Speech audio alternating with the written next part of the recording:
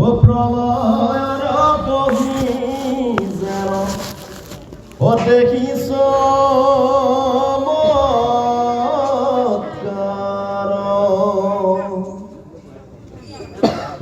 এরাম বিকর প্রতাপে বিয় পিল জহু দিখ দেখি দেব দৈত্যরলা দিল উপমিখ এরা মিলিল প্রলয় পুলি অভয়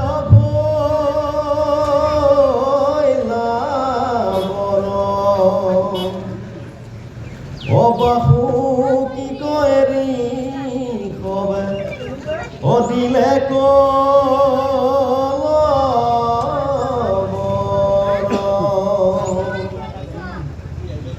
এরাম কালে পাইলে পুলিশ ভিড়টি দেই গেরি অপলাই প্রজাপতি গণু আকাশ গেরি এরাম বৃক্ষয় জ্বালায় জগ টকে রহি অসহিবে নপারি অতা দৰে যায় জয় কৃষ্ণ জয় কৃষ্ণ। এই গুৰু সমস্ত এতিয়া মহাভাগৱতৰ অষ্টম স্কন্ধৰ সাগৰ মন্থনৰ মহা বৰ্ণনা পদবন্ধে চলিছে। ইতিমধ্যে দেৱতা আৰু দৈত্যসকলে সাগৰ মন্থনৰ কৰ্মত নিয়োজিত হৈছে। এতিয়া কিয় সাগৰ মন্থন কৰিব লাগে তাৰ কাৰণটো ইয়াৰ আগতে সুন্দৰভাৱে ভগৱন্ত পুৰুষে দেৱতাসকলক কোৱাৰ চলেৰে সমস্তখিনি বৰ্ণনা কৰিছে। কাৰণ এইখন সৃষ্টিত সদায় দেৱতা আৰু দৈত্য সমস্ত দেৱ আৰু আসুৰিক এই দুটা ভিন্ন ব্যৱস্থাৰ মাজত সদায় সংঘাত সৃষ্টি কৰিয়েই প্ৰভু ভগৱন্তে লীলাখন কৰে। গতিকে দেৱতাসকলৰে দৈত্যসকলৰ ভয়ত যেতিয়া পলাই পত্ৰম দিও এটা সময়ত বাচিবৰ কাৰণে লুকাবৰ কাৰণে ঠাই নোহোৱা হৈছিল, তেতিয়া স্বয়ং প্ৰভু ভগৱন্তৰ ওচৰলৈকে তেওঁলোকে গৈছিল আৰু প্ৰভু ভগৱন্তৰ পৰা উপায় বিচৰা তেতিয়া তেওঁলোকে কৈছিল যে এই সময়ত দৈত্যসকলৰ পৰা উদ্ধাৰ পাব পৰাকৈ তোমালোকৰ যিখিনি শক্তি সেইখিনি শক্তি নাই। চিৰদিন যদি দৈত্যসকলৰ পৰা ৰক্ষা পাব লাগে তেতিয়াহ'লে তোমালোকে অমৃত পান কৰিব লাগিব, অৰ্থাৎ তোমালোকে অমৰত্ব পাব লাগিব। দৈত্যসকলৰ অমৰত্ব শক্তি নাই, কিন্তু দৈত্যগুৰু শুক্ৰাচাৰ্যৰ হাতত এনেকুৱা এক মহা শক্তি আছে, মৃত সঞ্জীৱনী তেওঁৰ মন্ত্ৰ আছে। গতিকে দেৱতা দৈত্যসকলৰ মাজত যদি যুদ্ধ হয়, যুদ্ধত যিমানেই দৈত্যসকলৰ মৃত্যু নহওক কিয় পিছ মুহূৰ্ততে শুক্ৰাচাৰ্য গুৰুৱে আহি মৃত সঞ্জীৱনী মন্ত্ৰেৰে সমস্তকে জীয়াই তোলে। তোমালোকৰ সেইটো নাই। গতিকে তোমালোকে অমৃত খাব লাগিব। অমৃত খালে তোমালোক অমৰ হ'বা।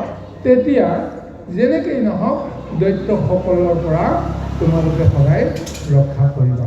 দৈত্যসকলে তোমালোকক একো কৰিব নোৱাৰে। আৰু সেইকাৰণে অমৃত ক'ৰ পৰা পোৱা যাব? ভগৱতে ক'লে যে সাগৰতে আছে অমৃত, আৰু সেই সাগৰত অমৃত যদি তোমালোকে উদ্ধাৰ কৰিব লাগে তেতিয়াহ'লে এই দৈত্যসকলৰ লগত তোমালোকে সন্ধি কৰিব লাগিব। তেতিয়াতো প্ৰথমতে ভয়ত হাহাকাৰ কৰি উঠিছিল ইন্দ্ৰই যে আপুনি কি কয়, যিসকলৰ ভয়ত এতিয়া আমি পলাই আমি প্ৰাণ বচাই আছোঁ যেনে তেনে, এতিয়া সেইসকলৰ লগত আমি কেনেকৈ আমি সন্ধি কৰি আমাক দেখাৰ লগে লগে দেখোন আমাক দেখোন মাৰিয়ে পেলাব। তেতিয়া ভগৱন্তে ক'লে যে তোমালোকে দৈত্যপতি বলিক চিনি নোপোৱা, মোৰ কথা ক'বা যোৱা। আৰু তোমালোকে এই সাগৰ মন্থিবলৈ যাওঁতে অকল দেৱতাসকলে কৰিব নোৱাৰে। সাগৰ মন্থনৰ কামটো কৰোঁতে যদি দেৱতা দৈত্যসকলে যদি আহি তোমালোকক যদি বাধা দিয়ে কি কৰিবা? গতিকে সেইকাৰণে এনেকুৱা এটা বুদ্ধি কৰা যাওক, দৈত্যসকলেও যেন তোমালোকৰ লগত লগ লাগি অমৃত যেন মন্থন কৰক। অমৃত মন্থন কৰাৰ পিছত মই তোমালোকক আশ্বাস দিলোঁ, যি অমৃত বাহিৰ হ'ব এই অমৃত মই দৈত্যসকলক নিদিওঁ, তোমালোককে দিম। মোৰ ওপৰত বিশ্বাস কৰা, আৰু যদি এইটো হয় তেতিয়াহ'লে এতিয়াই পাতাললৈ গৈ বলিৰ লগত মুখামুখি হোৱা, আৰু মই পঠো বুলি ক'বা। মই পঠো বুলি ক'লে বলিয়ে কোনো কাৰণতে তোমালোকক অনাদৰ নকৰে, কাৰণ বলি হৈছে মোৰ মহাভক্ত। গতিকে বুজি পাই যাবা। ঠিক তেনেকৈ ঈশ্বৰৰ প্ৰথমতে গ'ল, যোৱাৰ লগে লগে যে আদৰ সাদৰ কৰি বলিয়ে দেৱতাসকলক লৈ গ'ল, আৰু সুখ দুখৰ গোটেই কথাখিনি বিনিময় হোৱাত ভগৱন্তে পঠিয়াই দিয়াৰ কাৰণটো যেতিয়া ব্যক্ত কৰি দিলে যে আমি এতিয়া ভায়ে ভায়ে, কাৰণ একে পিতৃৰ সন্তান আমি, বিষয়ৰ কাৰণতহে আমি ভাগ ভাগ হৈছোঁ, শত্ৰুতাত পৰিণত হৈছোঁ, কিন্তু স্বৰূপতেতো একেজন পিতৃ কশ্যপৰ আমি সন্তান। গতিকে এতিয়াৰ পৰা আমি শত্ৰু বুদ্ধি ত্যাগ কৰি ভায়ে ভায়ে আমি আনন্দ মনে আমি চলিব লাগিব। আৰু সাগৰত যিটো অমৃত আছে সেই অমৃত মন্থন কৰিবৰ কাৰণে বিষ্ণুৱে আমাৰ দুয়োকুলকে আমাক পৰামৰ্শ দিছে। আৰু সেই অনুসৰিহে অতি আনন্দ মনেৰে দেৱতাসকলৰ লগত দৈত্যসকলো আহি অমৃত মন্থন কৰিবৰ কাৰণে প্ৰদৰ্শন কৰিলে। এই অমৃত মন্থন কৰিবৰ কাৰণে গোটেইখিনি ব্যৱস্থা ভগৱন্তে কৰি দিছে, যে মন্থন বাৰীডাল যদি আমি সাগৰত পেলাই সাগৰ মঠিব লাগে, তেতিয়াহ'লে মন্দৰ পৰ্বতক উভালি আনে। মন্দৰ পৰ্বতক দেৱতা দৈত্যসকলে উভালিব নোৱাৰিলে, বহুত চেষ্টা কৰিলে, ভগৱন্তক স্তুতি কৰিলে। ভগৱন্তে মন্দৰ পৰ্বত এখন হাতেৰে বাওঁ হাতেৰে আজৰি মন্দৰ পৰ্বত উভালি দিলে। দেৱতা দৈত্যসকলক টানি আনি সাগৰত পেলাবলৈ দিলে, বহুত যত্ন কৰিলে, কিন্তু নোৱাৰিলে। শেষত ভগৱন্তকে স্তুতি কৰিলে, আৰু ভগৱন্তে গৰুড়ৰ জৰিয়তে গৰুড়ৰ পিঠিত উঠাই মন্দৰ পৰ্বত আনি সাগৰত পেলাই দিলে।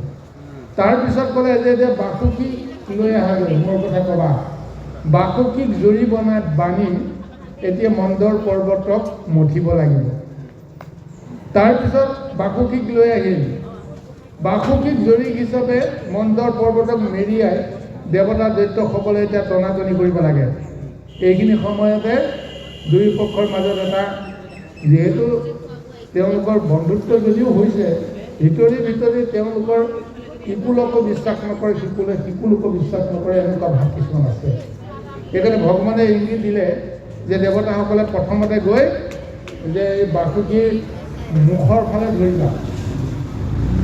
তাৰপিছত দেৱতাসকলক দেখি দৈত্যসকলে কি কৰি দেখা যাব। যেতিয়া দৈত্যসকলে দেখিলে যে দেৱতাসকলে দেখোন একেবাৰে মুখৰ ফালে ধৰিলে, ডাঙৰ ফালে ধৰিলে, অৰ্থাৎ ভাল বস্তুটো এতিয়া দেৱতাসকলে যেন ল'ব এনেকুৱাকৈ। গতিকে আমাক দিছে ক'ত? একমান নেগুৰৰ ফালে, য'ত নেকি মল আৰু মূত্ৰ ওলায়, লেতেৰা বস্তু ওলায়। গতিকে নাই আমি এইফালে নধৰিম, কাৰণ শক্তিটোতো আমি দেৱতাসকলতকৈ শ্ৰেষ্ঠ। গতিকে আমি ডাঙৰ ফালে ধৰিম। যেতিয়া দেৱতাসকলক চিঞৰি ক'লে যে তোমালোকে সেইফালে ধৰিলে নহ'ব, আমি ধৰিম, তেতিয়া ভগৱন্তৰ মুখলৈ চাই ইন্দ্ৰকে আদি কৰি দেৱতাসকলে কিবা এটা সুধিব বিচাৰিছিল। ভগৱন্তে আনন্দ মনেৰে তেওঁলোকক ইংগিত কৰি দিলে যে হ'ব দিয়া, তোমালোকে তেওঁলোকৰ কথামতে চলা, তেওঁলোকে যিফালে ধৰিব বিচাৰি ধৰা। তেওঁলোকে এতিয়া মুখৰ ফালে ধৰিলে, আৰু দেৱতাসকলক নেগুৰৰ ফালে ধৰিবৰ কাৰণে দিলে। এনেদৰে সাগৰ মন্থন কৰিবলৈ যাওঁতেও এতিয়া মন্দৰ পৰ্বতক এতিয়াও তুলিব নোৱাৰে, সিও এটা লীলা। তাৰপিছত স্বয়ংপ্ৰভু ভগৱন্তে কুৰ্ম অৱতাৰ ধাৰণ কৰি লগে লগে সাগৰত বুৰ মাৰি এই কুৰ্ম মানে কাছ, সেই কাছৰ পিঠিত এই মন্দৰ পৰ্বতত তুলি ল'লে। তাৰপিছত লাহেকৈ যেতিয়া উছাল মাৰি দিলে, উছাল মাৰি দিয়াৰ লগে লগে মন্দৰ পৰ্বত উঠি আহিল আৰু তাৰপিছত দেৱতা আৰু দৈত্যসকলে আনন্দ মনেৰে অমৃত পাবলৈ সাগৰ মন্থন কৰি আছে। এতিয়া জগতৰ কি লীলা! এতিয়া দেৱতাসকলেও ভাবিব পৰা নাছিল, দৈত্যসকলেও ভাবিব পৰা নাছিল যে অমৃত বিচাৰিবলৈ যাওঁতে আৰু কি কি সাগৰৰ পৰা ওলাব পাৰে। এতিয়া যি কোলাহলত এই সাগৰ মন্থনৰ পৰ্যায়টো আনন্দ মনেৰে চলি আছে, দেৱতা আৰু দৈত্যসকলে কিৰিমি পাৰি পাৰি আনন্দৰে উৎসৱেৰে সাগৰ মন্থন কৰি আছে। মন্দৰ পৰ্বত ঘূৰি আছে, সাগৰত ঢৌ উঠি আছে, জোৱাৰ উঠি আছে, মৎস্য কুৰ্মকে আদি কৰি জলচৰ সমস্ত জীৱবিলাক ভয়ত তেওঁলোকে আঁতৰি যাব লগা হৈছে। আৰু এনেকুৱা এটা সময়তে মহাকৰ্ষণ তুলি মহাবাষ্প অগ্নি ৰূপ লৈ সেই মহাবাষ্প উদ্গীৰণ হৈ গ'ল। লগে লগে সেই মহাবাষ্প মানে উদ্গীৰণ হোৱাৰ লগে লগে তাৰ যিটো মহাতাপ শক্তি, এই তাপ শক্তিয়ে সকলোকে যেন পুৰি মাৰিব, এনেকুৱা এটা অৱস্থা আহি গ'ল। গতিকে দৈত্যসকলে যিহেতু মুখৰ ফালে ধৰিছিল, গতিকে দৈত্যসকলৰ বেছিকৈ এই অগ্নিৰ জ্বালাটো তেওঁলোকে পাব লগা হ'ল। আৰু দৈত্যসকলৰ লগতে দেৱতাসকলেও তাৰ পৰা কিন্তু ৰক্ষা নাপালে, কাৰণ সেই মহাবিষবহনী গোটেই সৃষ্টিত বিয়পি পৰা যেতিয়া উপক্ৰম হ'ল, লগে লগে সাগৰ মন্থনৰ এই অপূৰ্ব দৃশ্যটো চাবৰ কাৰণে দেৱতাসকল আহি আছিল, সিদ্ধসকল আহিছিল, ঋষিমুনিসকল আহিছিল, মনুসকল আহিছিল। প্ৰাণৰ ভয়ত সমস্তবিলাক হৰিণ চিটিকাটি চিটিকি জীৱন ৰক্ষা কৰিবৰ কাৰণে তেওঁলোক দৌৰিল। আৰু বাসুকীক ধৰি থকা দেৱতা আৰু দৈত্যসকলেও অমৃত মন্থনৰ আশা ত্যাগ কৰি বাসুকীক এৰি দি তেওঁলোকেও এতিয়া পলাবলৈ আৰম্ভ কৰিলে। কিন্তু যোনেই যেনেকৈ পলাবলৈ আৰম্ভ নকৰক কিয়, সাগৰৰ পৰা বিষাক্ত দ্ৰব্য ৰূপত যি মহাকালকুল বিষ উদ্গীৰণ হ'ল, তাৰ পৰা কোনে কাক ৰক্ষা কৰিব? গোটেই সৃষ্টিখনৰ আবহাৱাই যদি বিষাক্ত হৈ যায়,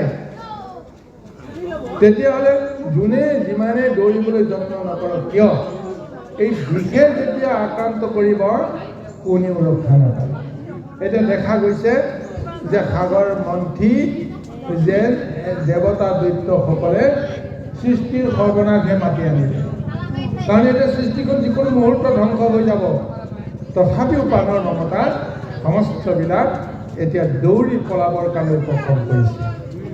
এইফালে ব্ৰহ্মা আৰু বিষ্ণু যিহেতু সন্মুখত আছে, ব্ৰহ্মা হৈছে সৃষ্টিকৰ্তা, বিষ্ণু হৈছে পালনকৰ্তা।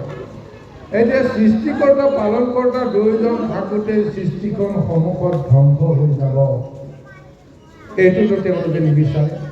গতিকে সৃষ্টিক কেনেকৈ ৰক্ষা কৰিব পৰা যায়, তাৰ কাৰণে এতিয়া ব্ৰহ্মা বিষ্ণুৱে চিন্তা কৰি পাৰ পোৱা নাই যে কি হ'ব এতিয়া। আহক ইয়াৰ পিছৰ মহালীলা, এতিয়া সৃষ্টি ৰক্ষাৰ্থে এতিয়া এই ব্ৰহ্মা আৰু বিষ্ণু এতিয়া কি উপায় অৱলম্বন কৰে, আমি পৰৱৰ্তী পদলৈকে তাৰ সন্ধান বিচাৰিবলৈ আগবাঢ়ো। কৃষ্ণ। জগত ৰক্ষণৰ বাবে শিৱৰ চৰণত সুৰাসুৰৰ সৈতে ব্ৰহ্মাৰ শৰণ লয়।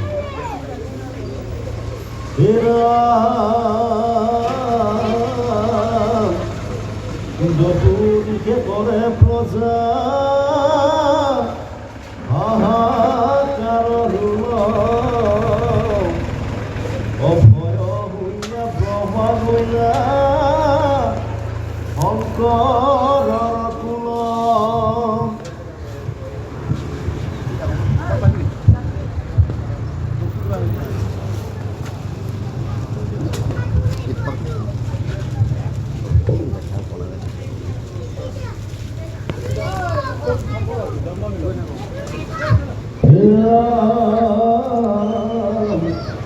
পাৰ্বতী সহিতে হৰ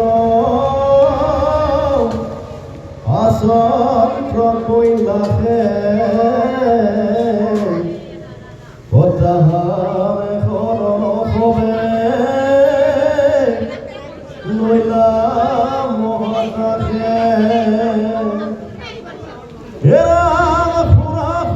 সহিতে গ্ৰন্থ ব্ৰহ্মস্তুতি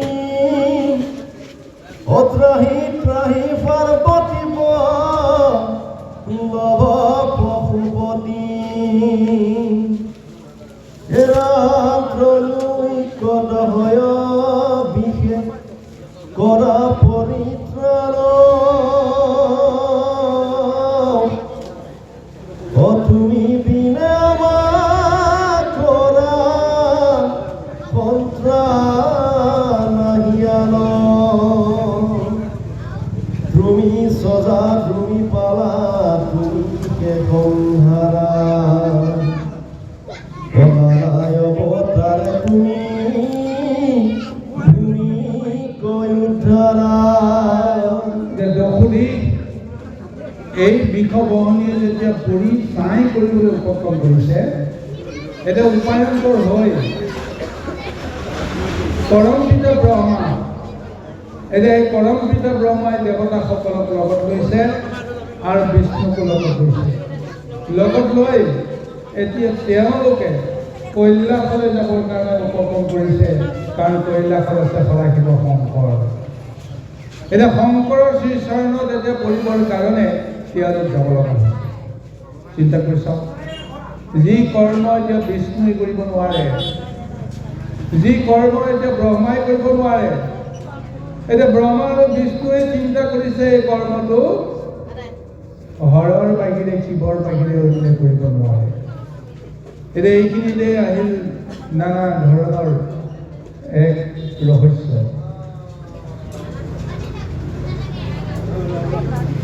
এই সৃষ্টিৰ আৰম্ভণিতে প্ৰভু ভগৱন্তে এই অনাদি পুৰুষেই প্ৰথমতে নিজৰ অংশৰে তিনিটা ৰূপ লৈছিল তিনিটা গুণেৰে যিহেতু সৃষ্টিখন চলাব লাগে সত ৰজ তম এই তিনিটা গুণৰ ভিতৰত তম গুণত প্ৰথমতেই যাক তেওঁ ৰূপ দিছিল সেই তমগুণী ৰূপটোৱে হৈছে শিৱ দ্বিতীয়তে ৰজগুণীৰ যিটো ৰূপ সেই ৰজগুণীৰ ৰূপে ভগৱন্তে যিটো আকাৰ ধাৰণ কৰিছিল এই ৰজগুণীৰ ৰূপটো হৈছে ব্ৰহ্মা তাৰপিছত শতগুণী ৰূপেৰে যিটো ৰূপ ল'লে সেই ৰূপটোৱে হৈছে বিষ্ণু এই অনাদি পুৰুষৰ যি লীলা সেই লীলাত নিজৰে শক্তিটো গুণলৈ আনিবলৈ যাওঁতে গুণেৰে লীলা কৰিবলৈ আহোঁতে শিৱ ব্ৰহ্মা আৰু বিষ্ণু তম ৰজ হত এই তিনিটা গুণৰ প্ৰকাশ কৰিছে আৰু এই তিনিজনৰ মাজত প্ৰথমতে চিনাচিনি নাছিল তিনিজনৰ মাজত বুজাবুজিও নাছিল কাৰণ তেতিয়া সৃষ্টিত কোনো নাছিলেই প্ৰথম তেওঁলোকৰ ৰূপ হৈছে তাৰপিছত ইজনে ভাবিছে মই শ্ৰেষ্ঠ সিজনে ভাবিছে মই শ্ৰেষ্ঠ সিজনে ভাবিছে মই শ্ৰেষ্ঠ গতিকে মই কাক মাতিম সৰুজনে ডাঙৰক মাতিব কিবা এটা আশাত হয়নে গতিকে কোনেও কাকো মাতা নাই তাৰপিছত অন্তৰ্যামী প্ৰভু ভগৱতী চিন্তা কৰিলে যে তোমালোকে নিজকে বুজি পোৱা নাই এতিয়া মায়া যিহেতু কৰিলা গুণলৈ আহিলা সেইকাৰণে তোমালোকে বুজি পোৱা নাই গতিকে নিজে আহি এই অনাদি পুৰুষে এটা ৰূপ ল'লে সেই ৰূপ লৈ তেওঁলোকক এনেকুৱা এটা ৰূপেৰে মোহিত কৰি পেলালে ভয়ত সন্তুষ্ট কৰি পেলালে নিজৰ সম্বন্ধে গৰ্ব অহংকাৰখিনি নাইকিয়া হৈ গ'ল তাৰপিছত সেইজনক যেতিয়া মহাস্তুতি কৰিলে তেতিয়া পৰিচয় দিলে মই কোন জানি লোৱা তোমালোক কোন তাকো জানি লোৱা যে সৃষ্টি কৰ্মৰ কাৰণে মোৰ পৰাই মায়াৰ দ্বাৰে প্ৰকৃতিৰ দ্বাৰে মই তোমালোকক তিনিটা ৰূপ দিলোঁ এতিয়া তোমালোকে তিনিজনে লগ লাগি লীলা কৰিব লাগিব। কোনেও কাকো এৰি নকৰিবা, কোনেও কাৰো কৰ্মত কেতিয়াও হাত নিদিবা। কিন্তু কিবা এটা কৰ্ম যদি কৰিব লগা হয় তোমালোক তিনিওজনৰ তাত মানে জড়িত হোৱাৰ ব্যৱস্থাটো থাকিব লাগিব বা সহমতটো থাকিব লাগিব, তেতিয়াহে কৰ্মটো শুদ্ধ হ'ব। গতিকে ব্ৰহ্মাক ক'লে তুমি সৃষ্টিৰ দায়িত্ব লোৱা, সমস্ত জীৱৰ সৃষ্টি কৰা, সমস্ত ব্ৰহ্মাণ্ড সৃষ্টি কৰা তোমাৰ কাম। বিষ্ণু ক'লে ব্ৰহ্মাই সৃষ্টি কৰি দিয়া এই জীৱবিলাকক তুমি ৰক্ষা কৰিব লাগিব। শিৱক ক'লে যে তুমি সৃষ্টিত যেতিয়া অনৰ্থ আহিব, সেই অনৰ্থৰ ৰূপটোক তুমি পুনৰ নতুন ৰূপে সজাবৰ কাৰণে তুমি ধ্বংস কৰিবা। সেই ধ্বংসযজ্ঞৰ জৰিয়তে আকৌ পুনৰ সৃষ্টি নিৰ্মাণ হ'ব। আৰু এনেদৰে তোমালোকে তিনিজনে কৰ্মখিনি কৰিবা। যিটো কৰ্ম তোমালোকৰ তিনিজনৰ ভিতৰত এজনৰ যদি তাত সহযোগ নাথাকে, সেইটো কৰ্ম কেতিয়াও সিদ্ধ নহ'ব। এতিয়া আজি এই সমুদ্ৰ মন্থনৰ যিটো লীলা চলি আছে, এই সমুদ্ৰ মন্থনৰ লীলাটো ক'ৰ পৰা আৰম্ভ হৈছে? প্ৰথমতে দেৱতাসকলে পৰম পিতা ব্ৰহ্মাৰ ওচৰলৈকে গৈ উপায় বিচাৰিছিল যে কি হ'ব, আমি সদায় পৰাই কৰি থাকিলে আমাৰ কি অৱস্থা হ'ব, গতিকে ইয়াৰ পৰা ৰক্ষা পোৱাৰ কি কথা আছে, কি উপায় আছে? সাধাৰণতে আমি সদায় নিৰুপায় হৈ থকা সন্তানসকলে সদায় প্ৰথম কাক আশ্ৰয় কৰোঁ? পিতৃ মাতৃৰ ওচৰত আশ্ৰয় নকৰোঁ জানো? পিতৃৰ ওচৰলৈ গৈ আমি আশ্ৰয় বিচাৰিম।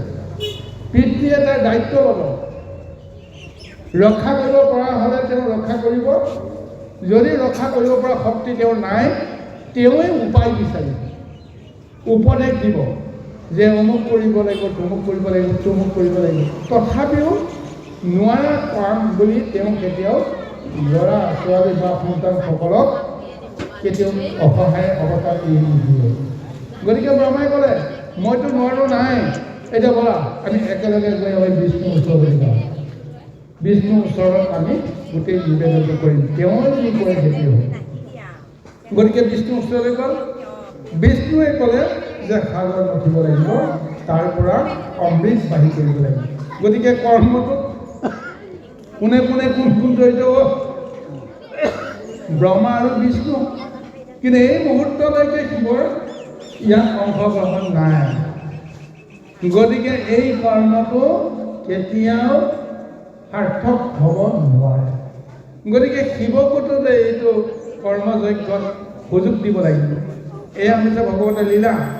সাগৰ মন্থনৰ সময়ত সাগৰত কিমান ৰকম দূষিত পদাৰ্থবিলাক তাত মল আৰু মানে আৱৰ্জনা ৰূপত নিহিত হৈ থাকে। তাৰ পৰা যদি আমি ভাল বস্তুটো উলিয়াব লাগে, সেইখিনি কাৰণে আমি চেকিব নালাগিব জানো? গতিকে আজি ভগৱন্তে সেই সাগৰখন শুদ্ধ কৰিবৰ কাৰণে, অমৃতটো পাবৰ কাৰণে আজি মহাবিষ এতিয়া সাগৰৰ পৰা উদ্গীৰণ কৰোৱাৰ এই লীলাটো কৰিছে। এতিয়া এই মহাবিষ হজম কৰিব পৰা শক্তিটো কাৰ আছে? এতিয়া শিৱই কৈছে মইতো একোৱেই নাজানো। দেৱতাসকলে দৈত্যসকলে লগ লাগি ব্ৰহ্মা বিষ্ণুৰ জৰিয়তে সাগৰত কিবা এটা কৰিছে, মই ক'ব নোৱাৰোঁ, মোক কোনেও জনোৱা নাই। গতিকে কৈলাশত তেওঁ ধ্যানত লৈ আছে, দেখা যাওক কি হয়। মোৰতো মানা নাই যেতিয়া মই যাম কিয়?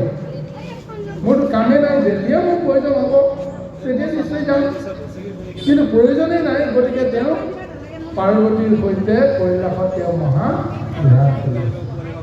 এইখিনি সময়তে এতিয়া ব্ৰহ্মাই চিন্তা কৰিলে নাই, শিৱৰ বাহিৰে আৰু আমাৰ কোনো উপায় নাই। গতিকে শিৱৰ ওচৰলৈ তেওঁ যাবলৈ উপক্ৰম কৰিল। লগে লগে বিষ্ণু গ'লে, লগে লগে দেৱতাসকলো গৈছে। গৈ এতিয়া কৈলাশত উপস্থিত হৈ ব্ৰহ্মাকে আদি কৰি দেৱতাসকলে এতিয়া শিৱৰ স্তুতি কৰিছে। কেনেকৈ কৈছে চাওক, সুৰাসুৰ সহিতে কৰন্ত ব্ৰহ্মা স্তুতি, তাহি তাহি পাৰ্বতী বল্লভ পশুপতি, তৈলোক দহয় বিষে কৰা পৰিত্ৰাণ, তুমি বিনে আমাক ৰাখন্ত নাহি আন। স্পষ্টকৈ ব্ৰহ্মাই গৈ শিৱৰ ওচৰত শৰণাপন্ন হৈ কৈছে যে তিনি তৈলোকক এতিয়া বিষৰ বহনীয়ে ধ্বংস কৰি পেলাব, দহি পেলাব, ইয়াৰ পৰা পৰিত্ৰাণ পাবলৈ তোমাৰ বাহিৰে আৰু এইখন সংসাৰ কোনো নাই। তাৰ পিছতে পুনৰ যিটো শিৱৰ মহিমাৰ কথা কৈছে সেয়ে হৈছে, তুমি সজা তুমি পালা তুমি হে সংহাৰা, নানা অৱতাৰে তুমি ভূমিক উদ্ধাৰা। এই বৰ্ণনাটোৱে আমাক বিপাঙত পেলায়। এতিয়া যিটো বৰ্ণনা আমি সদায় বিষ্ণুৰ লগত আমি সদায় কৰি থাকোঁ, কৃষ্ণৰ লগত কৰি থাকোঁ, হে প্ৰভু তুমি সৃজন কৰোঁতা, তুমি পালন কৰোঁতা, তুমি সংহাৰ কৰোঁতা। আজি ব্ৰহ্মাই দেৱতাসকলৰ আগত গৈ বিষ্ণু গৈ কৈছে শিৱকে যে তুমিহে সৃজন কৰা, তুমিহে পালন কৰা, তুমিহে সংহাৰ কৰা। এতিয়া বুজিলা, এতিয়া ৰহস্যটো ক'ত আছে? এতিয়া ব্ৰহ্মাই বিষ্ণুৱে স্বীকাৰ কৰিছে যিটো শক্তি শিৱৰ আছে। এতিয়া আমি ভকতসকলে সেইটো শক্তি বিষ্ণু বা কৃষ্ণৰ ওচৰত আছে বুলি কওঁ। এতিয়া জানিব লাগিব কৃষ্ণ কোন, শিৱ কোন। শিৱই হৈছে কৃষ্ণ, কৃষ্ণই হৈছে শিৱ। এইটো আধ্যাত্মিক ৰূপত ইজন আৰু সিজনৰ মাজত ভিন্নতা নাই। মায়া সংসাৰহে আমাক ভিন্নতাটো দেখুৱায়। গতিকে ইয়াৰ প্ৰমাণ বহুবাৰ আমাৰ লৌকিকত প্ৰদান কৰিছে যে মাৰ্কেণ্ডেয় মুনিয়ে বিষ্ণুক মহাস্তুতি কৰি আছে, বিষ্ণুক ধ্যান কৰি আছে।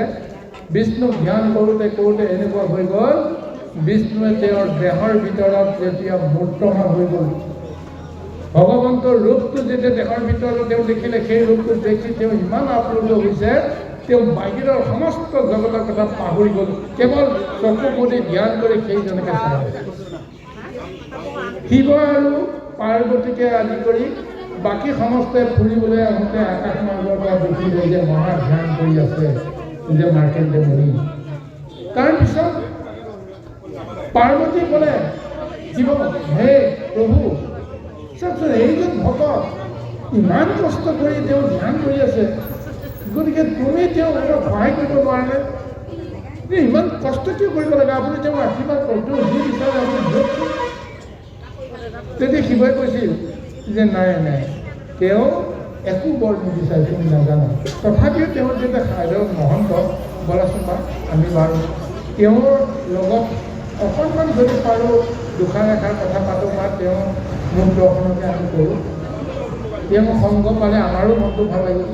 তেনেকৈ আহি শিৱ আহি সন্মুখত বহি আছে।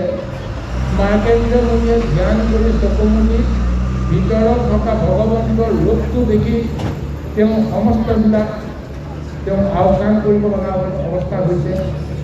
বহু সময় শিৱ পাৰ্বতীয়ে মাৰ্কেণ্ডেয় মুনিৰ মুখলৈ চাই আছে, মাত দিয়া নাই। কাৰণ তেওঁলোকেও মাতিব নোৱাৰে।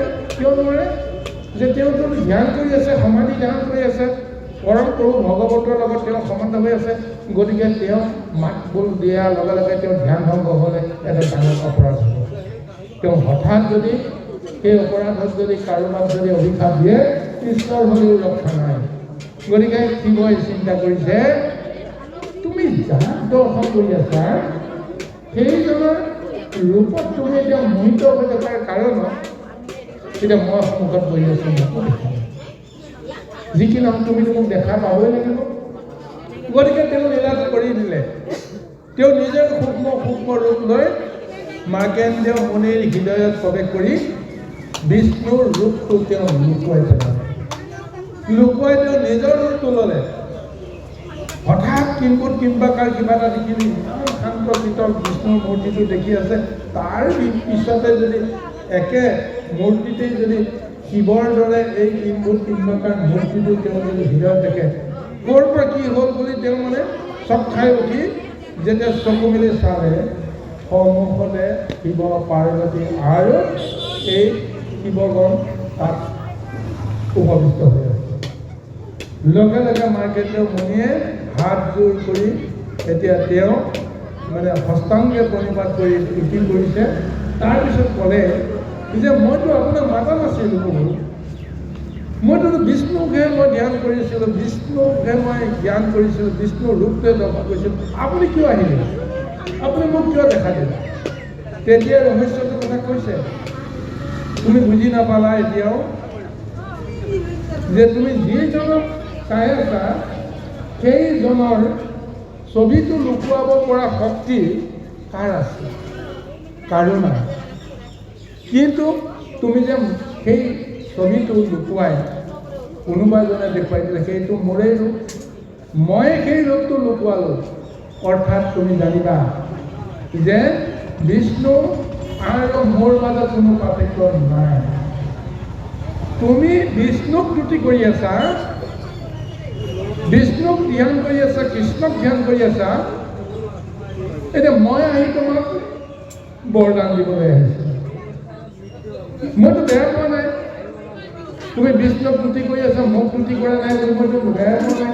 মই কিমান আনন্দিত হৈছোঁ আৰু মই তোমাক বৰদান দিবলৈ আহিছোঁ। কোৱা তুমি কিহৰ কাৰণে তুমি ধ্যান কৰিছিলা, কি বৰ লাগে, যি বৰ লাগে মই তোমাক সমস্ত দিছোঁ। এই মহাতত্বটো মাৰ্কেণ্ডেয় লিখি দিছিল আৰু বিভিন্ন ঠাইতো দিছিল। গতিকে তদু এতিয়া যি বিষ্ণুৱে সমস্ত জনৰ পৰা কৃষ্ণৰ যিটো মহাবৰ্ণনাৰে মহাস্তুতি গ্ৰহণ কৰি আহি আছে, সৃষ্টি স্থিতি নিয়ন্তা মাধৱ বুলি সকলোৱে তেওঁক কয়। আজি সেই ব্ৰহ্মা আৰু বিষ্ণুৱে গৈ শিৱৰ ওচৰত সৃষ্টি স্থিতি নিয়ন্তা বুলি তেওঁক অভিহিত কৰিছে। অৰ্থাৎ এই মুহূৰ্তত সঁচাকৈ শিৱৰ বাহিৰে এই শক্তিটো যে জগতত নাই, ব্ৰহ্মাই কৰিব নোৱাৰে আৰু বিষ্ণুৱে কৰিব নোৱাৰে। গতিকে শিৱৰ ওচৰত আহি কৈছে যে হলাহল বিষ পান কৰি সমস্ত জগতক ৰক্ষা কৰাৰ ক্ষমতা কেৱল তোমাৰ আছে, এইকাৰণে তোমাৰ ওচৰলৈ। এনেদৰে তেওঁলোকে শিৱ বৰ্ণনাত মোহিত হৈ আছে। তাৰপিছত আৰু কি বৰ্ণনা ব্ৰহ্মা আৰু বিষ্ণুৰ মুখেৰে আহে, আহক আমি পৰৱৰ্তী বৰ্ষলৈ আগবাঢ়ো। কৃষ্ণ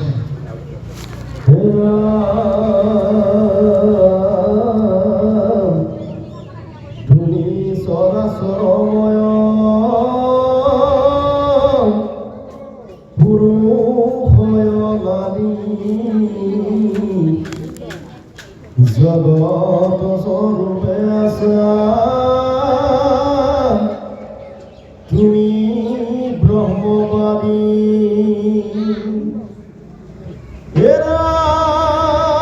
স্বৰ্গে শিৰ ভৈলা তজু হিতি পদতল অনাভি ভৈলা গগনতে তোহে বৃষ্টি জল হেৰাল পঞ্চয় উপনিষদেৱ দৰপ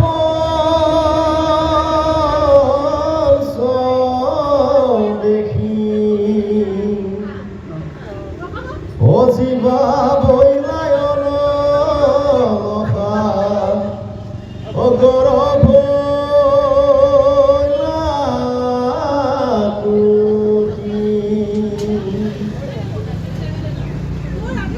সূৰ্য ভৈল চক্ষু তজু চন্দ্ৰে ভৈল মন অকৰ্ণ ভৈল দপুনিষ পৱনে বহন হেৰা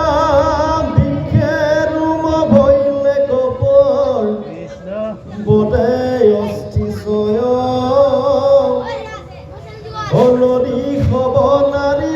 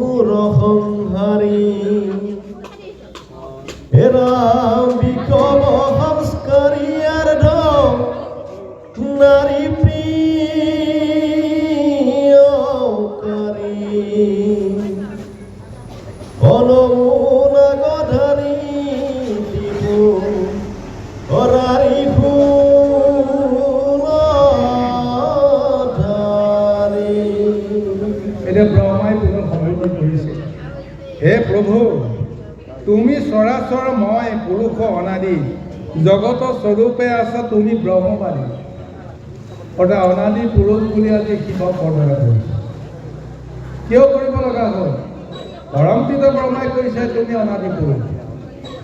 এতিয়া প্ৰভু ভগৱন্তে এইখন সংসাৰ লীলা কৰিবলৈ আহোঁতে কেইবাটাও পুৰুষৰ ৰূপ লৈছে। প্ৰথম তেওঁ লৈছিল যিটো পুৰুষৰ নাম সেই হৈছে অনাদি।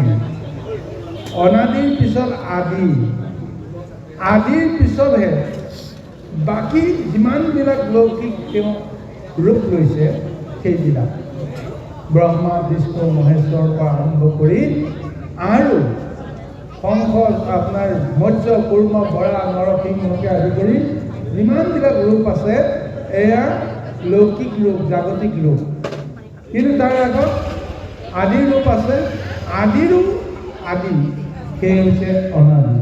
সেই অনাদি পুৰুষ শব্দটোৰ আমি যদি বিশ্লেষণ কৰোঁ এনেদৰে আমি পাম, যি সময়ত এইখন সংসাৰত কোনো জল নাই, কোনো শক্তি নাই, আকাশ নাই, বায়ু নাই, মহাশূন্য হৈ আছে, তাত স্বয়ং ভগৱন্তৰ কোনো ৰূপ নাই, তেওঁ নিৰাকাৰতেই তেওঁ অকলে আছে। তেতিয়া তেওঁ মনতে চিন্তা কৰিলে যে মই অকলে থাকি কি কৰিম, মোক কোনে জানিব, কোনে চিনিব, মোৰ কাম কি? গতিকে মইতো কিবা এটা কাম কৰিব লাগিব। কাম কৰিবলৈ যাওঁতে, কৰ্ম কৰিবলৈ যাওঁতে ক'লে যে মইতো অকলে কৰিব নোৱাৰোঁ। গতিকে তেওঁ দুটা ৰূপত তেওঁ নিজকে ভগাই লৈছে। এটা হৈছে পুৰুষ, আনটো হৈছে প্ৰকৃতি। এই প্ৰকৃতিৰ স্বৰূপটো তেওঁ মায়াৰ জৰিয়তে তেওঁ আৰম্ভ কৰি দিলে। পুৰুষো আপোনাৰ নিৰাকাৰ, মায়াও নিৰাকাৰ। এতিয়া সেই নিৰাকাৰ স্বৰূপত পৰম ভগৱন্তজনে এটা ৰূপ ল'লে নিৰাকাৰ স্বৰূপত। সেই নিৰাকাৰ পৰম ব্ৰহ্ম শক্তি ৰূপত তেওঁ নাম ল'লে। কাৰণ শক্তিয়েহে জগতক কৰ্ম কৰাব পাৰে। শক্তি নহ'লেতো কোনো কামেই নাই। গতিকে সেই শক্তিৰ ৰূপত যি নিৰাকাৰ পুৰুষৰ ৰূপ ল'লে সেয়ে হৈছে শিৱ। প্ৰকৃতি স্বৰূপত যি ৰূপ ল'লে সেয়া হৈছে মায়া। অৰ্থাৎ শিৱ আৰু মায়াৰ মাজতহে ভগৱন্তে আদ্য ৰূপটো লৈছে। নিৰাকাৰৰ পৰা পুৰুষ আৰু প্ৰকৃতিৰ ৰূপত শিৱ আৰু মায়া এই দুটা ৰূপ তেওঁ প্ৰথমতে লৈছে।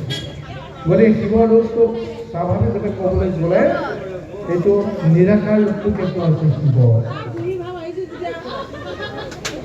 গতিকে আজি সেই নিৰাকাৰ পুৰুষজনকে আজি ব্ৰহ্মাই কৈছে যে সৃষ্টিত প্ৰথম তমগুণৰ আধাৰতে ভগৱন্তৰ পৰা সেই শক্তি নিৰ্গত হৈছিল আৰু সেই তামসিক পুৰুষজনে হৈছিল তুমি।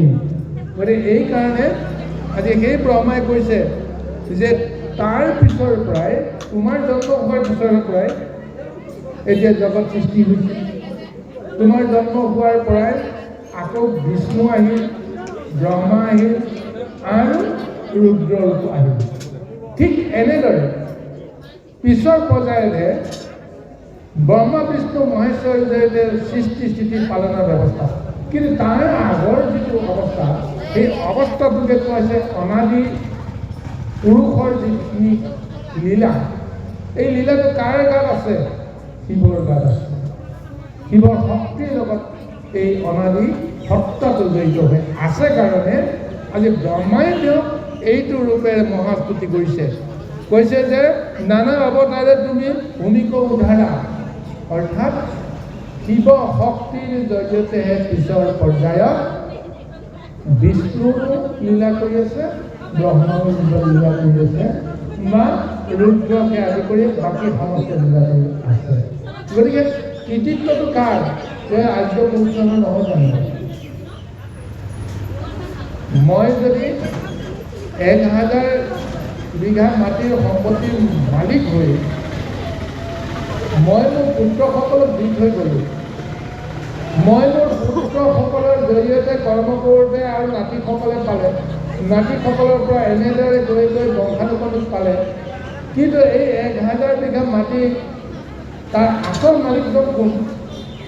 যদি বিচাৰি চোৱা যায়, এদিন হ'লেও যে অমুক নামৰ এজন বুঢ়া আছিল বোলে আমাৰ পূৰ্বপুৰুষ, তেওঁৰে এই গোটেইখিনি সম্পত্তি আমি আজি ভোগ কৰিছোঁ। এই কথাখিনি যেতিয়া আহি যাব, সিজনৰ নামাকৰণটোৱে আচল মূল্য নাপাবনে বাৰু? তেওঁৰ কাৰণেহে বাকী সকলৰ ভোগ কৰাৰ অধিকাৰটো লাভ কৰিছে।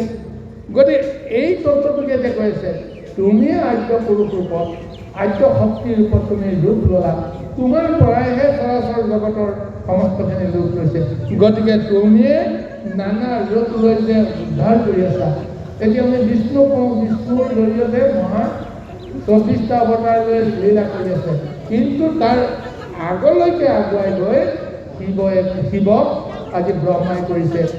তাৰ সমস্ত শক্তি বিষ্ণুৱে তোমাৰ পৰা পাইছে। অৰ্থাৎ এই কৰ্মখিনি প্ৰকৃততে তোমাৰ এই কৰ্ম হয়। সেইকাৰণে কৈছে, তুমি চৰাচৰ পুৰুষ অনাদি জগত স্বৰূপে আছা, তুমি ব্ৰহ্মবাদী, তুমি অনাদি পুৰুষ, তুমি জগত স্বৰূপতেই তুমি ব্যাপ্ত হৈ আছা। কাৰণ এনেকুৱা এক ঠাই নাই য'ত ঐশ্বৰিক শক্তি বিৰাজিত হৈ থকা নাই। তুমি য'তেই নোযোৱা, আকাশলৈ যোৱা, পাতাললৈ যোৱা বা চৰাচৰ জগতত তুমি যিমানেই ভ্ৰমণ নকৰা কিয়, এনেকুৱা কোনো জাগা নাই যি কোনো জাগা ভগৱন্তৰ শৰীৰৰ এক অংশ নহয়। তেওঁ বিৰাট ৰূপৰ সেই অংশ স্বৰূপতেই গোটেই জগতখন। আজি তাকে কৈছে, তোমাৰ এই ৰূপটো কেনেকুৱা? ব্ৰহ্মাই দেখা পাইছে, চিনি পাইছে আৰু বুজাইছে যে স্বৰ্গে ক্ষীৰ ভৈলা তজু ক্ষিতি পদতল। তোমাৰ শিৰটো বোলে স্বৰ্গত আছে, তোমাৰ পদতল মানে ক'ত আছে? একেবাৰে পাতালত আছে। নাভি ভৈলা গগন ৰেতকে বৃষ্টি জল। তোমাৰ নাভিত বোলে স্বৰ্গমণ্ডল আছে। স্বৰ্গৰ যিটো ব্যাপ্ত ৰূপ সেই নাভিত আছে। ৰেতকে বৃষ্টি জল। তুমি যেতিয়া তোমাৰ যিটো তেজ বা বিষ্ঠা বা তোমাৰ দেহৰ পৰা ওলোৱা যিবিলাক শক্তি, সেই শক্তিবিলাকৰ জৰিয়তে এতিয়া আমি বৃষ্টি ৰূপত আমি জগতে পাই আছোঁ। এই বৃষ্টিৰ শক্তিটো বোলে তোমাৰে বোলে দেহৰ পৰা ওলোৱা ৰেতকে হওক বা শ্বেতকে হওক, তেনেকুৱা জলজ সম্পদখিনি। আৰু কৈছে, পঞ্চ উপনিষদে বদন পঞ্চ দেখি, যে পঞ্চ উপনিষদ তোমাৰ পঞ্চ চকুতে তোমাৰ বিৰাজিত হৈ আছে। তাৰমানে সেই বিৰাট পুৰুষৰ 5টা মাথাৰ কথা কৈ আছে। এনে শিৱৰ সেই আৰ্য অনাদি শিৱৰ 5টা মুণ্ড আছে, পঞ্চশীল। আৰু সেই পঞ্চশীৰত পঞ্চমুখ, পঞ্চম বেদৰ কথা প্ৰকাশ পায়। গতিকে সেইকাৰণে কৈছে, জীৱা ভৈলা অনল সাগৰ ভৈলা কুক্ষে, সূৰ্য ভৈলা চকু তজু চন্দ্ৰ ভৈলা মন, কৰ্ণে ভৈল দশু দিশ পৱনে বসন। অৰ্থাৎ এই বিৰাট পুৰুষৰ শক্তিটো এইটো ৰূপ দেখিছে যে স্বৰ্গ মধ্য পাতাল সমস্ততে যি দেৱশক্তি আছে, সেই দেৱশক্তিৰ ৰূপটো মানে তেওঁৰ দেহত আছে।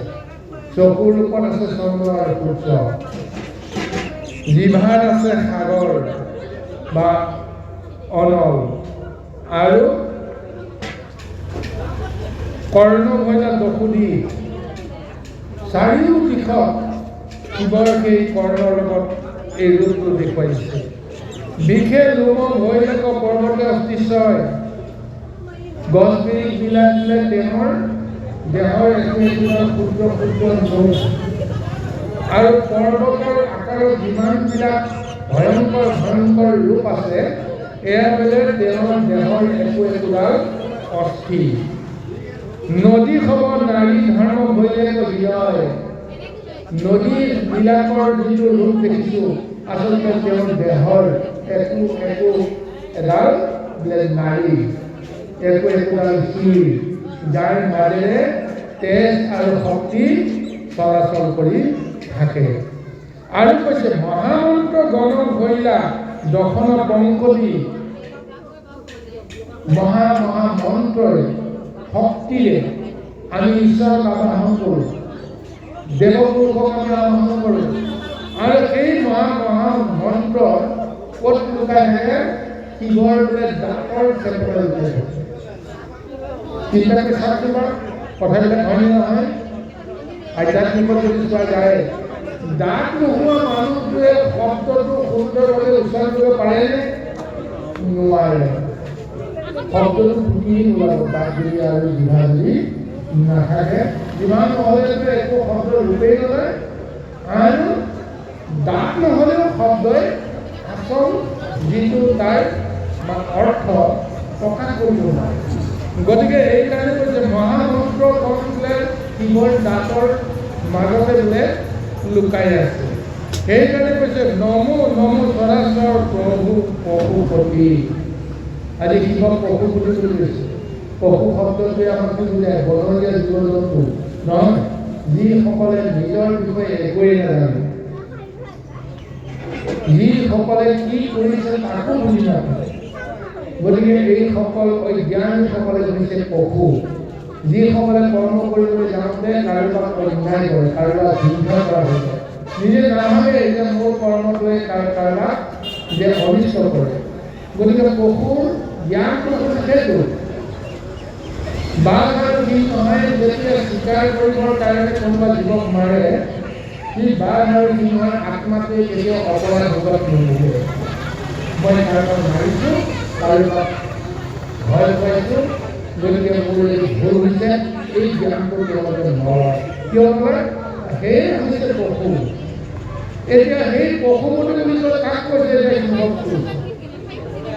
জ্ঞানীসকলৰ গৰাকীজন এই পশুপতি শিৱ। অৰ্থাৎ দেহৰ ভিতৰতে সেই আচৰিত প্ৰবৃত্তিবিলাক থকা নাই জানো? সেইসকলক যিজনে শাসন কৰে, যে অমুক কৰিব নাপায়, তমুক কৰিব নাপায়, তমুক কৰিব নাপায়, অমুক নকৰিবি, তমুক নকৰিবি, তমুক নকৰিবি বুলি শাসন কৰোঁতাজন, যাৰ কথা সেই ইন্দ্ৰিয়বোৰে শুনিবলৈ বাধ্য হয়, সেই শক্তিটো যাৰ আছে, সেইজনে হৈছে তেওঁলোকৰ ৰজা। গতিকে পশুজ বৃত্তিবিলাকক ৰক্ষা কৰিব পৰা, শাসন কৰিব পৰা শক্তি কেৱল শিৱৰ আছে। সেইকাৰণে শিৱক কোৱা হৈছে পশুপতি। আৰু সেইজনে কোৱা হৈছে প্ৰণাম কন্দৰ্প দিব্য নাৰী মনোহৰি, ভকত নিষ্ঠাৰী অৰি অসুৰ সংহাৰী। তোমাৰ যিটো সূৰ্যৰ শক্তি, সেই সূৰ্যৰ শক্তিটো তোমাৰ আছে। তুমি প্ৰকৃতি স্বৰূপও হ'ব পাৰা, নাৰী ৰূপও তুমি হ'ব পাৰা। গতিকে এইকাৰণে তোমাৰ এই পুৰুষ আৰু প্ৰকৃতিৰ দুয়োটা ৰূপ তুমি গ্ৰহণ কৰিব পৰা এই মহা পাৰমাৰ্থিক শক্তি থকাৰ কাৰণে তোমাকতো অৰ্ধনাৰীশ্বৰ বুলি কয়। তুমি নাৰীৰ শক্তিটো প্ৰকাশ কৰাৰ সময় সাপেক্ষে প্ৰকৃতিৰ স্বৰূপত, আৰু তুমি যে পৰম পুৰুষ হোৱা তাৰো স্বৰূপটো তুমি প্ৰকাশ কৰা। অৰ্থাৎ বিষ্ণুৱে কোনোদিন লীলা কৰিবলৈ আহি কেতিয়াবা কেতিয়াবা যদি তেওঁ নাৰী ৰূপ লয় বেলেগ কথা, পুৰুষ ৰূপ লয় সেইমতে কৰ্মখিনি কৰে। কিন্তু শিৱই পুৰুষ আৰু প্ৰকৃতি দুইটা ৰূপেই ল'ব পাৰে কাৰ্যকাৰণৰ কাৰণত। সেইকাৰণে সেই ৰূপটোৰ কাৰণেও আজি ব্ৰহ্মাই কৈ আছে, সেই ৰূপেৰে তুমি ভকতক নিষ্ঠাৰ কৰা, সেই ৰূপেৰে তুমি অসুৰক সংহাৰ কৰা। সেইকাৰণে বল্লভ সঞ্চাৰী অৰ্ধ নাৰী প্ৰিয়কাৰী, নমো নাগ ধাৰী ত্ৰিপুৰাৰী ত্ৰিপুৰাৰী। আজি কিমান তেওঁৰ ঐশ্বৰিক মহিমা। আজি সেই প্ৰভু ভগৱন্ত শিৱই আজি তেওঁৰ নাৰীৰ ৰূপ লয়, পুৰুষৰ ৰূপ লয়।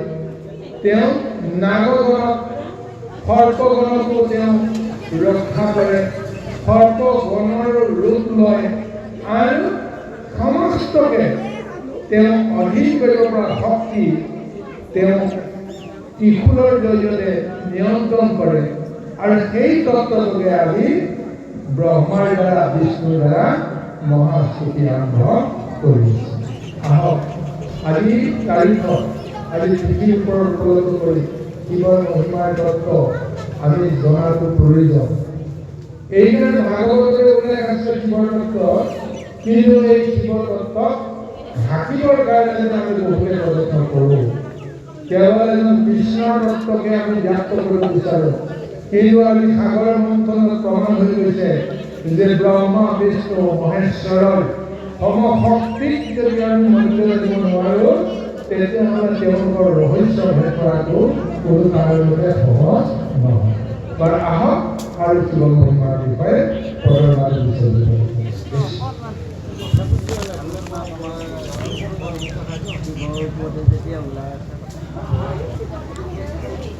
কিছু সাধুসকলে কয় শিৱ পূজা আৰু লিংগ পূজা দুটা ভাগত বিভক্ত। লিংগ পূজা কৰিলে শিৱ পূজা কৰিলে পাপ। জয় কৃষ্ণ।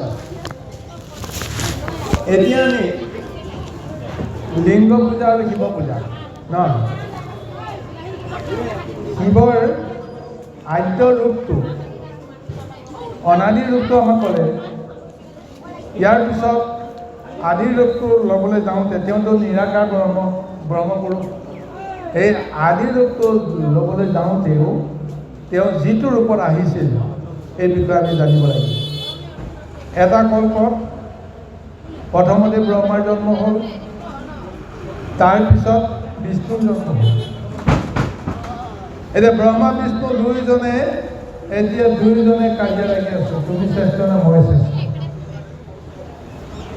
দুয়োজনৰ মাজত কোনো ধৰণৰ উত্তৰ ওলোৱা নাই, ভীষণ তৰ্কবাদ। তাৰপিছতে সেই অনাদি পুৰুষে এটা লীলা কৰিবৰ কাৰণে তেওঁৰ ৰূপ ল'ব। দুয়োজনেতো মুখামুখি হৈ কাজিয়া কৰি আছে, তাৰ মাজতে হঠাৎ এটা ভয়ংকৰ শিলৰ মূৰ্তি এটা আবিৰ্ভাৱ হৈ পৰিছে। সেই শিলৰ মূৰ্তিটো আবিৰ্ভাৱ হোৱাৰ লগে লগে ব্ৰহ্মা বিষ্ণু দুইফালে আছে, তেওঁলোকে যিটো হতবাক কৰিছে, কি বস্তু আহিল, ক'ত প্ৰব্লেম। এতিয়া ভালকৈ চাই আছে যে গুৰিটো ক'ত তাকো চিনি পোৱা নাই। এতিয়া আমাৰ দৰে তেওঁলোকেতো মাটিত ভূমিত থাকি তেওঁলোকে এই কাৰ্যটো কৰা নাই, নৱমণ্ডলত থাকি তেওঁলোকৰ এই বিতৰ্কতে চলি আছে, আকাশতে চলি আছে। হঠাৎ যেতিয়া সেই মূৰ্তিটো ওলাই গ'ল, শিলাখণ্ড মূৰ্তিটো ওলাই গ'ল, তেতিয়া তললৈকে চাইছে, তাৰ গুৰিটো পাবলৈ নাই, দেখিবলৈ নাই। আকাশলৈ চাইছে, তাৰ একেবাৰে আকাশৰ একেবাৰে মূৰটোতো পাবলৈ নাই, আগগুৰি পাবলৈ নাই। তাৰপিছত দেখিছে তেওঁ কিমান ভয়ংকৰ। চাবলৈ যাওঁতে দেখিছে যে ইজনে সিজনে তাৰ আকাৰটোকে বোলে তলকিব পৰা নাই, ইমান ভয়ংকৰ। এতিয়া এই মূৰ্তিটো এতিয়া উৱাদি ল'বৰ কাৰণে যাওঁতে তেওঁলোকৰ কাৰ্য সম্পন্ন হ'ল। ব্ৰহ্মা বিষ্ণুৱে কৈ আছে যে তুমি চোৱাচোন ওপৰত কি আছে, আগটো ক'ত, গুৰিটো ক'ত। ইজনকো কৈছে, সিজনকো কৈছে, তুমিও চোৱা ময়ো চাওঁ, ক'ত পাওঁ। কিন্তু ইজনেও পোৱা নাই, সিজনেও পোৱা নাই। চাৰিওফালে কিমান বহল বুলি ঘূৰিবলৈ যত্ন কৰিছে, ঘূৰিও শেষ কৰিব নোৱাৰে। এনেকুৱা এটা অৱস্থাত শেষত তেওঁলোকে ভয় দেখাই দিছে যে কিবা নহয় কিবা এটা অসুবিধা আছে। আমি ভাবিছিলোঁ তুমি ডাঙৰ বা মই ডাঙৰ, মই ভাবিছোঁ মই ডাঙৰ, তুমি ভাবিছা তুমি ডাঙৰ, দুজনৰ ভিতৰত এজনেই ডাঙৰ হ'ব। কিন্তু এতিয়া দেখিলোঁ তুমিও ডাঙৰ নহওঁ, ময়ো ডাঙৰ নহওঁ। এতিয়া যিটো এতিয়া আহিছে আমাৰ মাজত, এইজনেহে আচলতে আমাতকৈ ডাঙৰ হ'ব। গতিকে এতিয়া তেওঁলোকে সেই শিলাখণ্ডকে যেতিয়া সৃষ্টি কৰিবলৈ আৰম্ভ কৰিলে, কি ৰূপত আমাক সেই লীলা কৰি আমাক সমবেত কৰিছা, তুমি যে দৰ্শন দিয়া। তেতিয়াই সেই শিলাখণ্ডতে মহা দৰ্শন শিৱৰ হৈ গ'ল। অনাদি পুৰুষজনে আহি সেই শিলাখণ্ডতে দৰ্শন দি দিলে। দৰ্শন দিয়াৰ পিছতে বুজি পাই গ'ল যে এইজন আন কোনো নহয়, জগতৰ আদ্য পুৰুষ সেইজনে হৈছে শিৱ। শিৱই আহি তেওঁলোকক এই কাজিয়াখন ভাঙি দিছে আৰু বুজাই দিছে যে তোমালোক কোনেও ডাঙৰ নহয়, কোনেও সৰু নহয়, নিজৰ নিজৰ কৰ্মত নিজে নিজে ডাঙৰ, আৰু ইজনে সিজনক সহায় নল'লে কৰ্ম কৰিব নোৱাৰা। এই কথাটো জানি ল'ব লাগিব। কাৰো মাজত ভেদ ভাৱ ৰাখিব নালাগে। আৰু ময়ো তোমালোকৰ মাজতে এটা সত্য ৰূপ লৈ থাকোঁ, গতিকে ময়ো তোমালোকতকৈ কেতিয়াও মই তুচ্ছ নহয়, মোতকৈও কোনো শ্ৰেষ্ঠ নহয়। গতিকে এই সমস্তবিলাক আমাৰ মাজৰহে এটা লীলা। গতিকে এনেদৰে এই লোক দৰ্শনলৈ যাওঁতে যিটো হ'ল, এতিয়া এই ব্ৰহ্মা আৰু বিষ্ণুৱে যে এই পূজাটো যে আৰাধনা কৰিলে, তেতিয়াৰ পৰা আহি গ'ল লিংগ পূজা। সেই লিংগ পুৰুষ বুলি সেই শিৱক যেতিয়া নামাকৰণ কৰা গৈছে, সেই লিংগ সদৃশ এটা স্তম্ভত আজি শিৱৰ শক্তি বিৰাজিত হৈ থকাৰ কাৰণত প্ৰথম সেই লিংগ পুৰুষৰ ৰূপতে শিৱৰ লৌকিক পূজা আৰম্ভ হ'ল। এই লৌকিক পূজাটো পিছৰ পৰ্যায়ত আৰু বহু কাহিনী আছে। এই কাহিনীটোৰ আধাৰত সৰ্বসাধাৰণে এই পূজাটো কেনেকৈ কৰিলে, ঋষিমুনিসকলে লিংগ পূজাটো কিয় কৰিলে, তাৰো এটা কাৰণ আছে।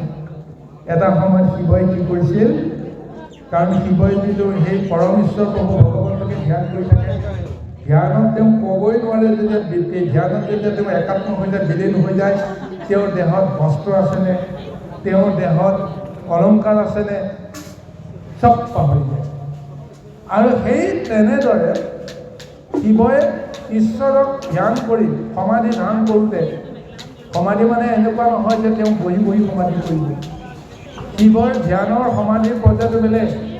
তেওঁৰ মনৰ লগত আত্মাৰহে সম্বন্ধ, কিন্তু দেহটো ক'লৈ গৈছে, ক'ত যোৱা নাই, ক'ত আছে নাই, এইবিলাকৰ লগত সম্বন্ধ নাই। গতিকে তেওঁ হয়তো ক'ৰবাত ঘূৰি ফুৰোঁতেও তেওঁ ধ্যান হৈ আছে, সমাধি হৈ আছে।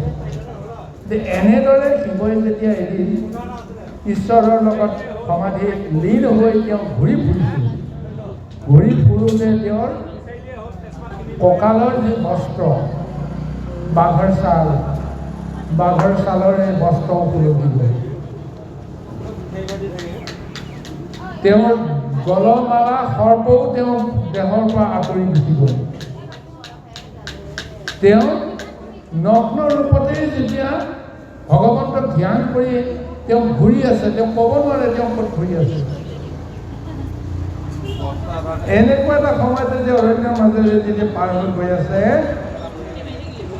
ঋষি কন্যা কিছুসকলে ধেমালি কৰি আছিল, খেলা ধূলা কৰি আছিল বনৰ মাজত, আৰু শিৱইটোতো তেওঁলোকৰ ফালেলৈকে গৈ আছে।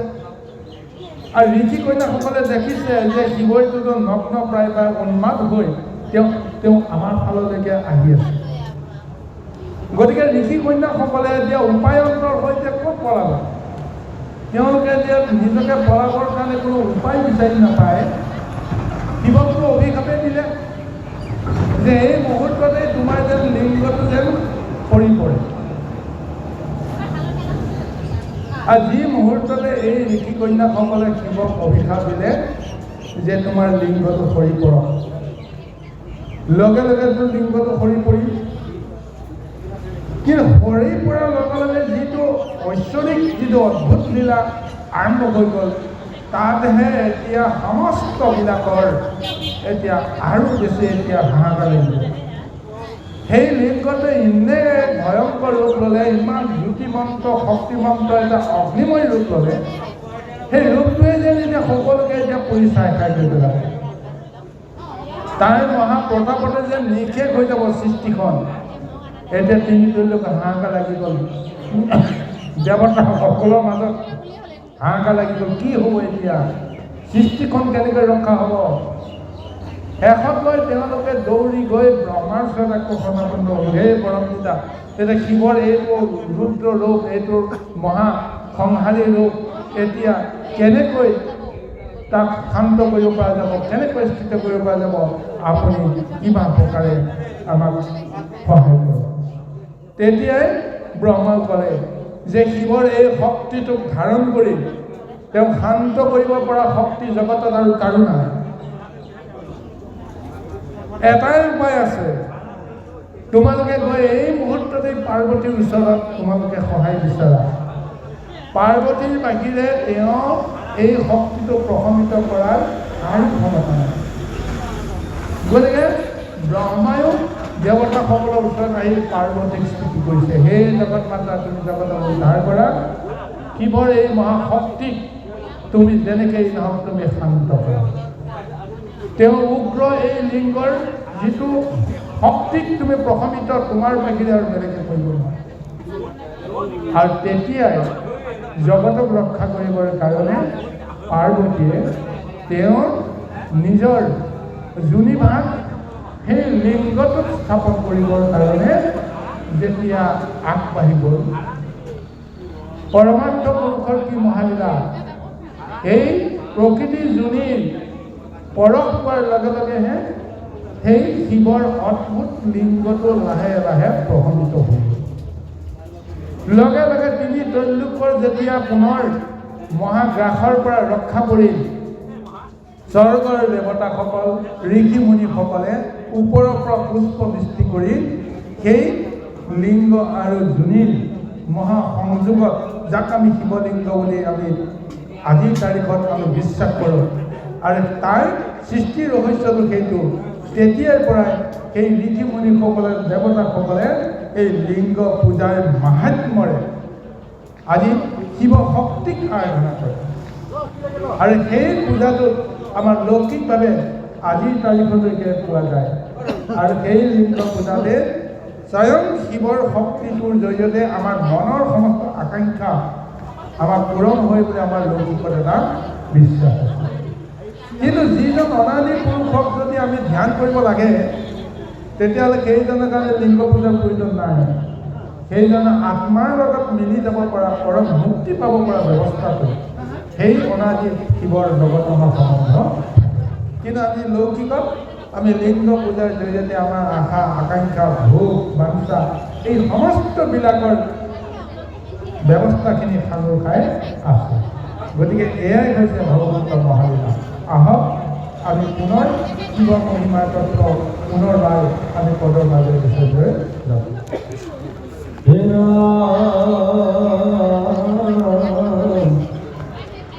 দুষ্ট কমি কালি কন্ত্ৰ প্ৰতিপালি নৰেন্দ্ৰ মালি নমো ভৰকালী হে ৰাম দুৰ্গতি তাৰক নমো ত্ৰিপুৰাৰী অভগত জনৰ তুমি মহাপ্ৰিয়কাৰী হে ৰাম বিঘ্নি বিনাশক বৰ্জ জ্ঞান বিধায়ক অসৃষ্টি বিধায়ক নমো অবেদান্ত গায়ক হে ৰাম দম্বৰূপায়ক নমো জগত নায়ক সত্ৰাংগ সায়ক নমো মুক্তিদায়ক যিটো জনে সংখ্যা কৰে জগনৰ তাৰা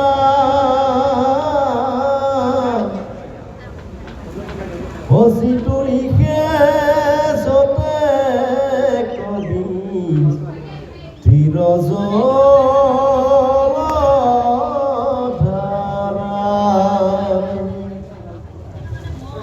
ৰাম গৰিব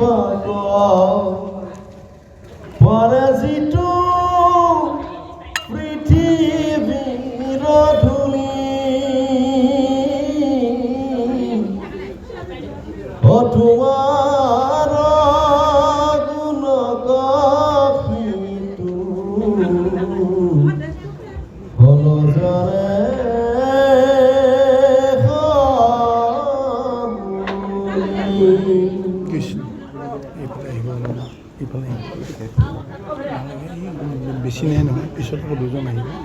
হ'ব দে। বাৰু যি কি নহওক, এতিয়া পুনৰ ব্ৰহ্মাই বিষ্ণুৱে শিৱক এই প্ৰতি কৈছে, চাওক যে দুষ্টক নিকালে সন্তক প্ৰতিপালি নৰমন্দ মালি নম নম বলশালী।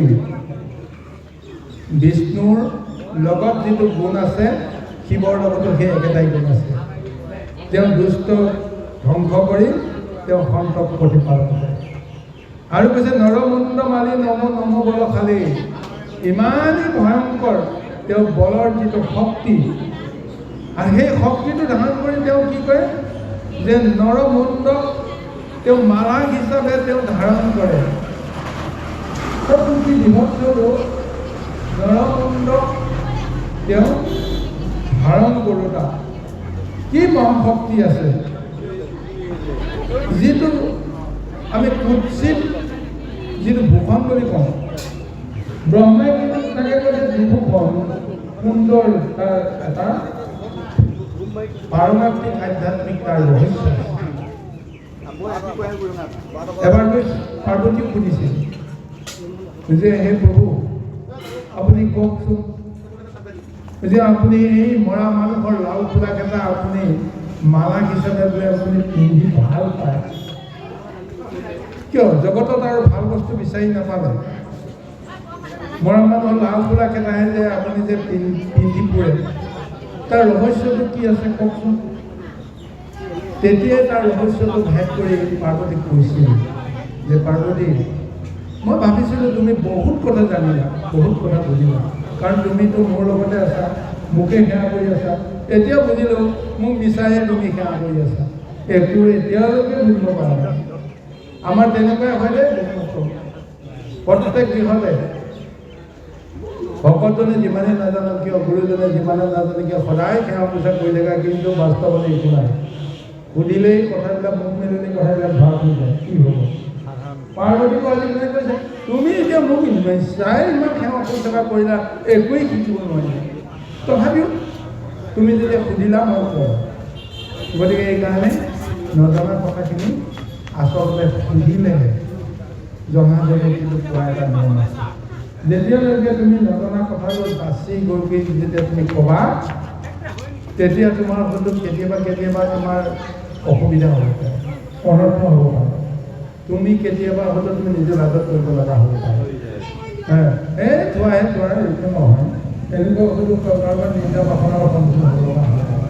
এতিয়া পাৰ্বতী কৈছে মই তোমাৰ আচল ৰহস্য ক'ব নোৱাৰো। এইকেইটা মন্দ মানে নৰমুণ্ড মালা লোকে যি কৈছে কৈছে বেলেগ কথা, তুমি ভালকৈ চোৱাচোন, তুমি কাৰোবাৰ কিবা মানে কাৰ হ'ব পাৰে এইকেইটা মুণ্ড? তেতিয়া তেওঁ কৈছে, পাৰ্বতী কৈছে মই চিনিব পৰা নাই কওকচোন। কৈছে এই নৰমুণ্ড মালা মই পিন্ধি আছোঁ মুকুতামণিৰ ওপৰত, হীৰামণিৰ ওপৰত মই গণ্য কৰি মই পিন্ধি আছোঁ। এই হীৰামণিকেইটা কাৰ জানা? বোলে কাৰ কওকচোন? আনৰ নহয় দিয়া, তোমাৰে। তোমাক মই কিমান ভাল পাওঁ, তোমাৰ লগত মোৰ কি সম্বন্ধ, যোগ যোগ ধৰি তোমাৰ লগত যিটো সম্বন্ধ আছে, তুমি মায়া, তুমি সেইকাৰণে মাজে মাজে তুমি বুজি পোৱা, হঠাৎ পাহৰি যোৱা। তোমাৰ লগত মোৰ যিমান কৌটি কৌটি জনমৰ লীলা আছে, এই লীলাবিলাকৰ হিচাপ মোৰ এই নৰমুণ্ডত। তুমি যিমানবিলাক জন্ম ল'লা, যিমান বাৰ তুমি দেহ ত্যাগ কৰিলা, প্ৰতিবাৰৰে এটা এটা স্বাক্ষৰ মোৰ এই নৰমুণ্ড মালা।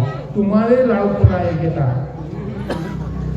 তোমাৰ লাও খোলা কেইটাকে মই মণিক হিচাপে, মুকুতা মণিক হিচাপে মই বান্ধি মই তোমাৰ লগত সম্বন্ধ কৰি আছোঁ।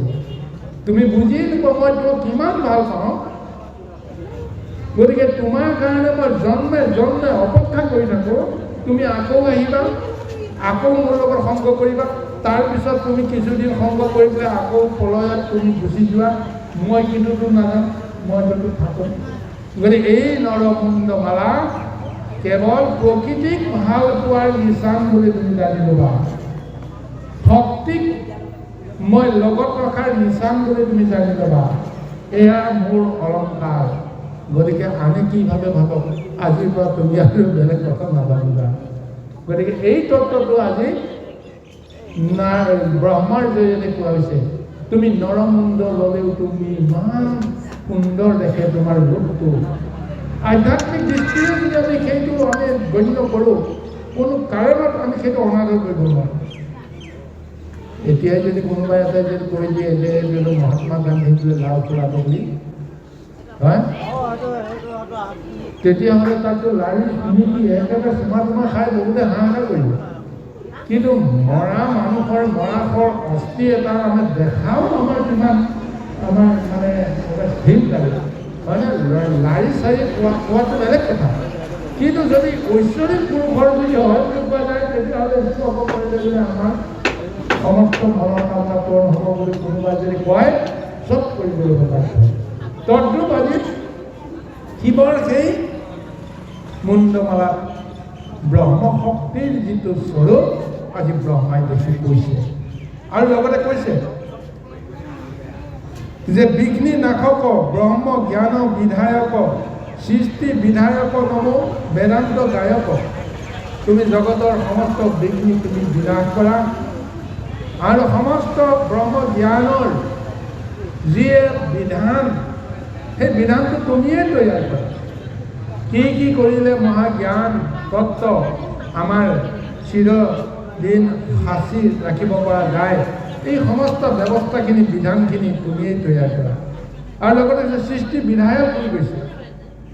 সৃষ্টিখন কেনেকৈ কৰিব, কেনেকৈ সৃষ্টিখন নাশ কৰিব, তাৰ পৰিকল্পনা কৰা সেইজন হৈছে বিধায়ক। আৰু সেইজন হৈছে বেদান্ত গায়ক। বেদৰ তত্ত্ব যিসকলে পায়, এই বেদান্তৰ স্বৰূপটো যিসকলে ব্যাখ্যা কৰে, সেইজন তুমি ডম্বৰুৰ দায়ক, তুমি জগতৰ নায়ক। ডম্বৰু বজাই তুমি কেৱল তোমাৰ এই সৃষ্টিৰ ৰহস্য তত্ত্বতে তুমি মজি থাকা। আৰু সেইকাৰণে তুমি হৈছে জগতৰ নায়ক। শতাংগ সায়ক নম মুকুতিদায়ক। সৰ্পৰ শতাংগ মানে সৰ্পৰ ওপৰত তুমি শয়ন কৰি থাকা। সৰ্প কিমান কুলজাতি। আমি সাপ এটা দেখা পোৱাৰ লগে লগে আমি ভয়ত আমি দৌৰি পলাবলৈ কাৰণে বাধ্য হওঁ। কিন্তু সেই সাপটোৰ পিঠিত যদি কোনোবাই এটা শুই আছে, সাপটোক যদি কোনোবাই বধ কৰিব পাৰিছে, সেইজনো মহাশক্তি কিমান। আজি সেই শক্তিটো আনৰ নাই, কেৱল এই সদাশিৱ শংকৰ আছে। এই তত্ত্বটোকে কৈ আছে। লগতে কৈছে যে তোমাৰ যিমানবিলাক মহিমা, এই মহিমাৰ তত্ত্ব কোনেও গণি শেষ কৰিব নোৱাৰে। কৈছে যে জগতৰ যিমানবিলাক বৃষ্টি জল আছে, জলৰাশি যিমান আছে, তাৰ পৰা অকণমান যে বৃষ্টিৰ কণিকাৰ ৰূপত যদি কোনোবাই যদি কেতিয়াবা যদি গণি গৈ শেষ কৰিব পাৰে, পৃথিৱীৰ যিমানবিলাক ধূলি আছে, পৃথিৱীৰ যিমানবিলাক মাটি আছে, মাটিবিলাক ধূলি কৰি যে এটা ক্ষুদ্ৰ কণা ধূলিকণাৰ ৰূপত যদি আমি হিচাপ কৰোঁ, হিচাপ কৰিও যদি কেতিয়াবা শেষ কৰিব পাৰোঁ, তথাপিও তোমাৰ মহিমা আমি কেতিয়াও কৈ শেষ কৰিব নোৱাৰোঁ। তোমাৰ গুণৰ তত্ত্ব কৈ শেষ কৰিব নোৱাৰোঁ। এয়াই হৈছে শিৱ, এয়াই হৈছে শুদ্ধ যত জীৱ তত শিৱ। এই শিৱ শক্তি তত্ত্ব ব্ৰহ্মা বিষ্ণুৰ দ্বাৰা আজি এনেদৰে বৰ্ণনা কৰা হৈ আছে।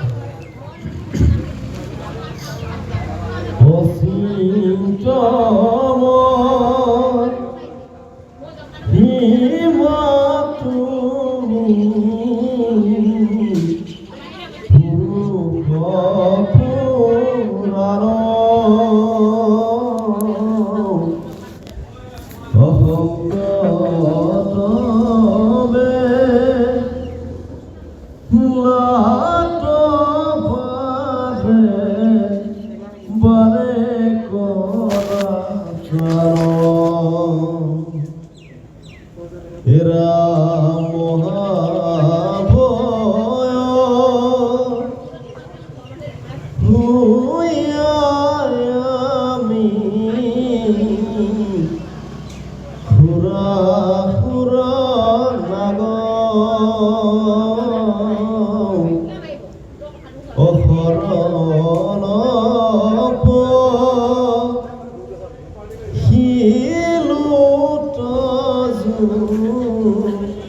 অভয় চৰণ হে ৰাম নাথৰ নাথ দেৱ বহিলো ରଣ অঘোৰ বিষে কৰে হেৰা জগত মাৰণ হেৰামি মহা বিষয় কয়া শুনি কৰা পাৰ অত্ৰে বেশে হৈ বেকয়ামি আমাৰ কল্যাণ হে ৰাম বিষৰ তাপে সৃষ্টি নষ্ট হয়ে জানি অকৰিও ৰক্ষা কৃপা ময় পানী হে ৰামানুনানা বিধয় কৰি লত স্তুতি